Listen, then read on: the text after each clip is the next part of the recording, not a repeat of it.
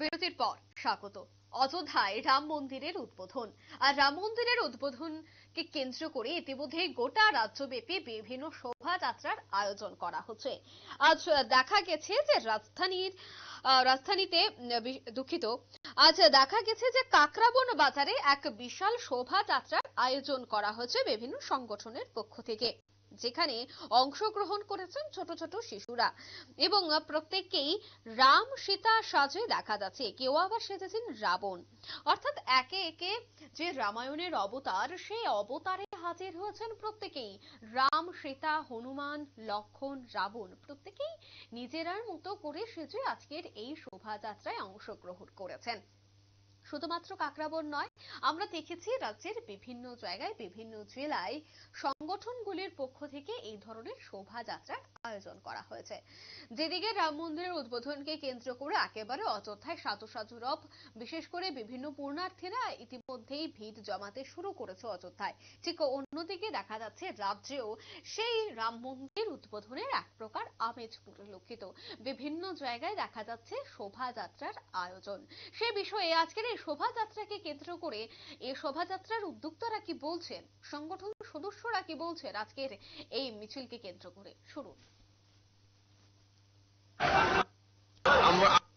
আপনারা অবগত আছেন যে আগামী 22শে জানুয়ারি আমাদের 500 বছরের অবসান ঘটিয়ে আগামী 22শে জানুয়ারি ভারতের প্রধানমন্ত্রী নরেন্দ্র মোদীর হাত ধরে আমাদের যে রামলালার মন্দির, এই মন্দির প্রতিষ্ঠিত হতে যাচ্ছে। এর মধ্যে উপস্থিত থাকবেন আমাদের সংঘচালকজি। তো আমরা এই 22শে জানুয়ারি যে রাম মন্দির প্রতিষ্ঠাতা, এরই উপলক্ষে কাকরাবনের সকল হিন্দু ধর্মের সকল ভাই এবং বোনদেরকে নিয়ে, বিশিষ্ট সমাজের সকল অংশের জনসাধারণকে নিয়ে আজকে আমরা একটি শোভাযাত্রা র্যালির আয়োজন করা হয়েছে। এবং এই শোভাযাত্রা র্যালি থেকে আমরা একটাই আওয়াজ তুলতে চাই, আগামী 22শে জানুয়ারি প্রত্যেকটি ঘরের মধ্যে যেন দীপাবলির মতন এরকম একটি উৎসব পালন করা হয়। আমরা এবং এটা যে প্রত্যেক জিপির মধ্যে, যার যার জিপির মধ্যে যে মন্দিরগুলোর মধ্যে বিভিন্ন অনুষ্ঠান হবে রাম মন্দির নিয়ে, তো সবাই এটার মধ্যে উপস্থিত থাকবেন, এটাই আমাদের মূল উদ্দেশ্য। নমস্কার। জয় শ্রীরাম। কিসের উদ্যোক্তা করা হচ্ছে এটা? হিন্দু ধর্মের সকল ভাই ও বোনেদের মিলে যত বুদ্ধিসম্পন্ন মানুষ ছিল, বয়োজ্যেষ্ঠ গুরুজন সকলকে নিয়ে, তখন হিন্দু ভাই ও বোনদেরকে নিয়ে। আপনারা শুনলেন সংঘের সদস্যদের বক্তব্য। আজকের এই শোভাযাত্রায় কচি কাঁচা থেকে শুরু করে উর্ধ্ব বয়স বা মাঝ বয়সের প্রত্যেকে কিন্তু আজকের এই শোভাযাত্রায় অংশগ্রহণ করেছেন।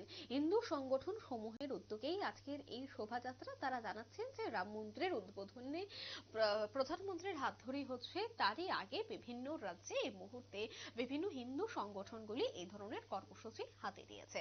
নিয়ে নিচ্ছে ছোট্ট একটি বিজ্ঞাপন বিরতি, সঙ্গে থাকুন।